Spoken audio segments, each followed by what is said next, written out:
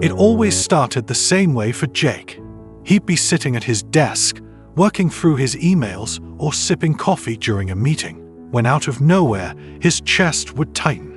His heart would race like he had just sprinted a mile. His hands would get sweaty. His vision would blur a little. Then the thought would hit him. Something's wrong. And just like that, he'd fall into it. The panic, the fear of losing control, the terrifying belief that this time, it might actually be a heart attack. But every time, after rushing to the restroom or stepping outside, after trying to breathe through it, after checking his pulse a dozen times, he was still alive, still standing, still unsure of what just happened. He didn't understand why his body did this to him. There was no danger, no fight, no emergency, just everyday life. Jake didn't know it then, but he was caught in a loop, one that millions of people experience. A loop that begins not in the body, but in the mind. This is the secret most people don't know about panic attacks. They start with thoughts.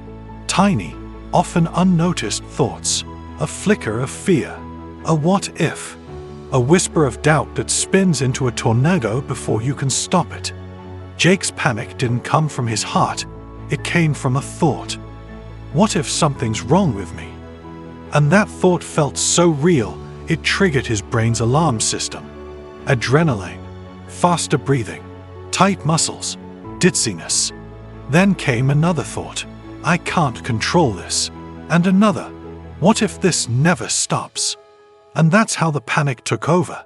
Not just his body, but his life. He started avoiding things.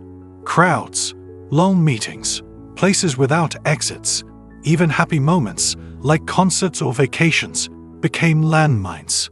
The fear wasn't just of panic itself, it was of the thought that panic could strike anytime. Research published in the journal Cognitive Behavior Therapy explains this cycle. It's called the fear of fear loop, the anxious anticipation of anxiety itself. You become so afraid of having a panic attack that the fear alone can trigger one. But here's the hopeful truth. If panic attacks begin with thoughts, then thoughts can also help prevent them. Jake didn't believe that at first. He thought he had no control.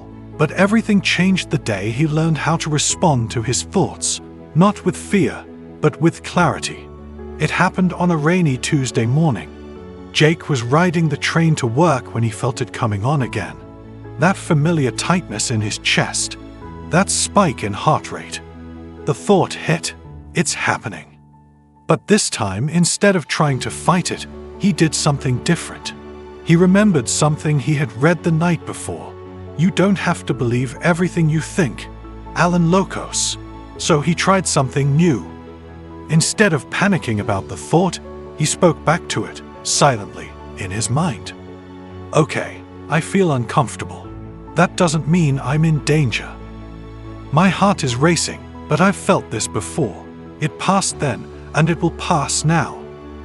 This is my brain sending false alarms. I'm safe. I'm not broken. He took slow breaths. He looked around the train to ground himself, noticed a woman reading a novel, a man tapping his foot, the blur of trees outside the window. The world was still here. He was still here. And something amazing happened. The wave of panic softened. It didn't disappear instantly, but it didn't grow into a full storm either. It came, it peaked, it passed.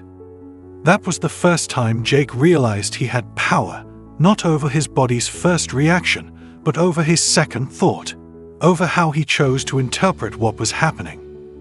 That's how we manage panic, not by trying to stop the feelings instantly, but by changing the story we tell ourselves when they arrive. Over time, Jake learned 5 powerful ways to manage panic attacks with thoughts. Not magic tricks, not denial, just simple, real thought tools that gave him space to breathe, space to think, and most importantly, space to live. Recognize the early thought. That first, what if thought is the match.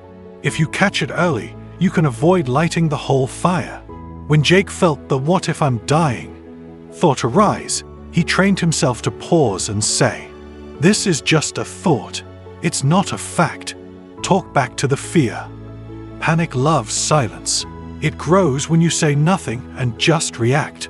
But the moment you respond to it, you shift the power. Jake would say, "I've felt this before. It passed. I know this is panic, not danger." Use calming mantras. Short, repeated phrases can anchor you. Jake found comfort in simple ones like, "This will pass. I am safe. I can ride this wave." Focus outward, not inward. Panic traps you inside your body. Your thoughts keep checking your pulse, your breath, your symptoms. Break that loop by looking outside. Jake would name 5 things he could see, 4 things he could touch, 3 things he could hear. It brought him back to the present. Reframe the panic. Instead of saying, "This is terrible," Jake began to tell himself, "This is my body reacting to stress.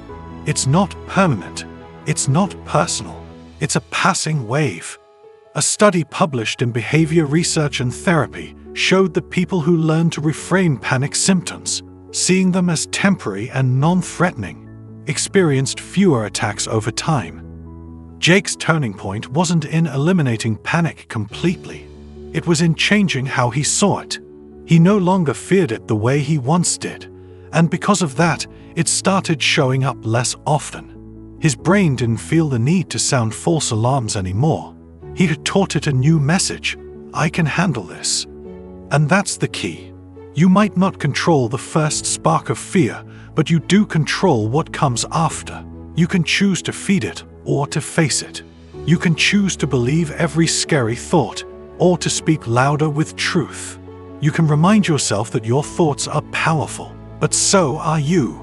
Jake now lives a life that used to feel impossible. He travels. He goes to concerts. He speaks in front of crowds. And sometimes, the old panic still knocks at the door, but when it does, he answers with calm, practiced strength, because he knows it's just a wave, and he knows how to float. So, if you felt trapped by panic, like it controls your days or hijacks your peace, remember this: you are not powerless. You are not broken. You are just someone who feels deeply, and that's okay. But more than that, you are someone who can learn.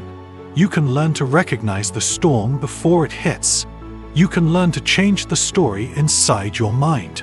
You can learn to trust your ability to ride it out every single time. The next time your thoughts try to convince you that panic means danger, remind yourself of this. This is not a crisis. This is just a moment, and I have the tools to move through it. You've already survived 100% of your hardest moments. You can survive this one too. So breathe.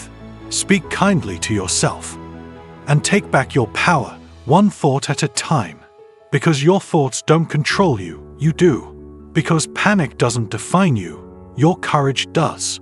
Because there are real ways to manage panic attacks, and they begin inside your mind.